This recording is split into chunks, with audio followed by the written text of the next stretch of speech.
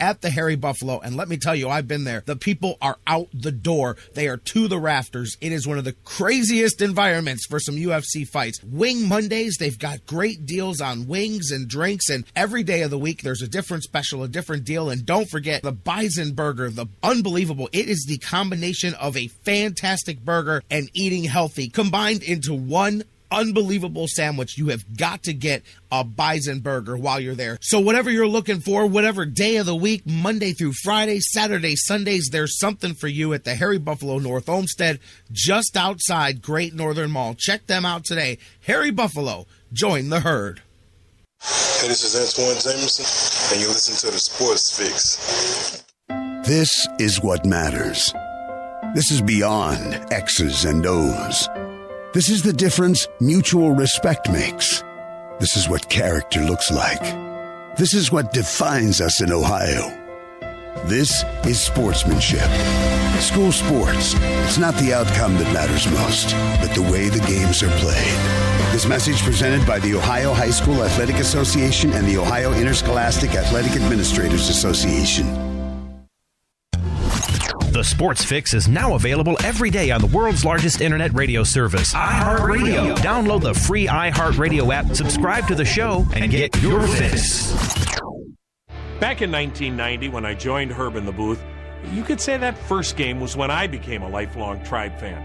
Something about Cleveland made us want to stay and call it our home, raise our family here. I can promise you one thing, home or on the road, I feel what you folks feel, what you feel every game. Cleveland fans are passionate and pretty vocal. I respect that. This is our team. This is our town.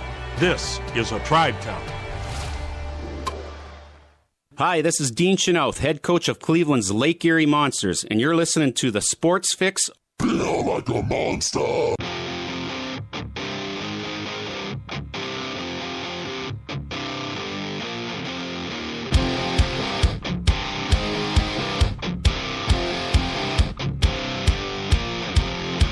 The secret side of me.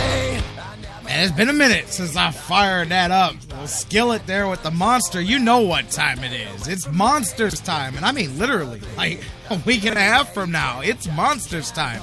A quick training camp and they get ready and then they get off and running. Cannot wait to get off and running with them for this entire season. It seems like literally just yesterday that Doug Plagens was with us. It's because he was, because of his Gladiators duties, and the Gladiators, you know, they just, no big deal. They just decided to keep playing games until there were no more games left to play. So they kept my man Doug Plagens busy most of the summer. He got, I think, about 17 days off? I don't know. He got a very short period of time off, and then right back at it here as the Monsters at training camp, kicking it off today. Doug Plagens is live there, and he's going to join us. You guys can't call. Monsters fans, keep the conversation going on Facebook and Twitter and email, facebook.com/thesportsfix, CLE. Email us, thesportsfix@AOL.com. Lines right now. Let's drop the puck on the 14-15 Lake Plagens. Dougie, how Doug, are you there? No, he's on the line. Doug Plagens, voice of the Monsters. Call it back. I'm gonna drop the signal. Dougie, give me a call back. He's here. I promise he's here. He was on the line. Give me a second, Doug. I'm gonna text him right here and tell me to call back. This is live radio. That's how it works. Let's try this again. Doug Plagens, voice of the Monsters. You here this time? Hello, are you? Am I here? Am I live? Yes, you're on. For some reason, I wasn't getting you, but you were hearing me. What's up, Doug? Well, sorry about that. First of all, a new training camp is underway. That's what's going on. It's always one of the most exciting times of the year, and the Monsters were on the ice out in Strongsville today. The players reported, had a meeting yesterday, and training camp got going this morning, and there was. They broke into two groups. They had each group practice. There was a scrimmage in between, some goalie sessions. They'll be back at it tomorrow and then Thursday, and then things really get going with a couple of exhibition games against Grand Rapids, Friday in Windsor and Saturday in Fort Wayne, and then more practices next week, and then the opener. So that's what's on tap for the next couple of weeks, and it's going to go by in a hurry. Before you know it, we're going to be playing hockey games that matter. I know. I mean, that quick. I mean, you heard. I mean, but I mentioned it before for everybody that listens here. Not much time, no rest for the wicked, as they say, as you one right into the other because of that extended Arena Bowl run by the Gladiators. Just a few weeks turnaround. But I know you wouldn't have it any other way because you'd much rather be busy working than the alternative. Wouldn't have it any other way. That's when you know things are going well, when the teams are playing longer than the original schedule dictates. And then, like you said, had a couple of weeks to breathe a little bit. Got out of town for a music festival here and there, stuff like that. But I've been ready for a new hockey season for a while. It's like I said, when a new hockey season's starting up, it's one of the best times of the year, and it's one of the most exciting times of the year. And the Monsters are getting it all going. They got it all going today. And the Monsters, get to hopefully follow here. As we know, down there, around Quicken Loans Arena, there's been a little bit of momentum, I guess, building this summer. I don't know. Gladiators did this little Arena Bowl thing. I don't know if you've heard of it or not. And Cavs brought a couple of interesting players in to play with them this year. I don't know if you've been following that. So now the Monsters, they got next. They get to kind of snatch on maybe to some of that momentum, follow up the great fan support that they get each and every year here. But obviously a feeling of renewal that comes with a new season in general, but also with all of that stuff that's going on in the building and in-house and in the city. And as well with a new season and renewal comes a new division and a new set of opponents here. Kind of the focus changes a bit for the Monsters. Let's talk about some of the changes the Monsters will be looking at this season. Well, going off some of what you just said there, it was a very exciting summer at the Q. You and I were talking about it during the Gladiators season, but when you had all the excitement surrounding the Cavs, and then with the Browns after the draft and everything, and then going into the way the Gladiators were playing throughout the summer, it was something that it was fun to just be a part of that whole thing and to have everything going together. And now the same excitement surrounding the Monsters as we go into this season. And this morning at training camp, and thanks to all the folks who turned out, it was one of the best turnouts for a training camp that I've ever seen. And we're talking 9:30 in the morning, and there were a lot of people there this morning because the practices are free and open to the public. When they're out there in Strongsville at the OBM Arena, and it was just great to see. People were excited and fired up to see this year's Monsters, and obviously still a lot of things need to happen between now and when they drop the puck on October 10th up in Grand Rapids for the first regular season game. But there were people fired up to see this. And you talk about some of the changes this year. The Monsters not going to be in the North Division anymore. Yep.